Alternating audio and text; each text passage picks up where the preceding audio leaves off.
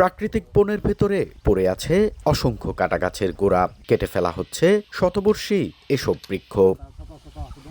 বান্দরবানের আলীকদম উপজেলার চৈক্ষং ও তৈন রেঞ্জের বিভিন্ন গ্রামের বনভূমি ছিল জীববৈচিত্র্যের এক উর্বর ভাণ্ডার। শত প্রজাতির বৃক্ষ, বন্যপ্রাণী আর পাখির কোলাহলে মুখর ছিল পুরো এলাকা।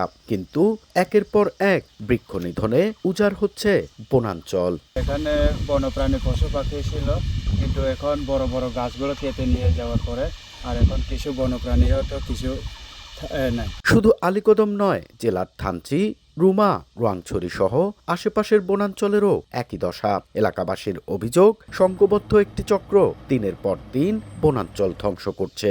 এতে কমে যাচ্ছে বৃষ্টিপাত, শুকিয়ে যাচ্ছে পানির উৎস, দেখা দিচ্ছে তীব্র পানির সংকট। বড় বড় গাছ কাটতেছে আর পানি পাওয়া যায় নাই। আর পশু পাখি এলে থাকিতে জায়গা নাই। আর 200-300 একর সবগুলো কাটতেছে। এত বড় গাছ 200 গাছ করছে, অনেক পানি সমস্যা আছে। এরকম লাগে এখন গাছ বন্ধ করছে, আমি অনেক ক্ষতি দিয়া।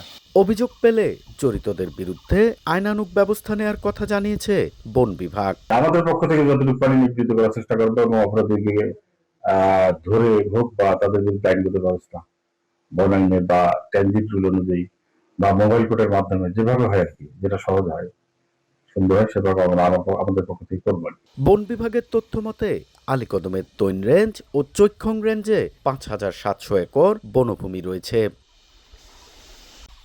এন এ জাকির, সময় সংবাদ, বান্দরবান।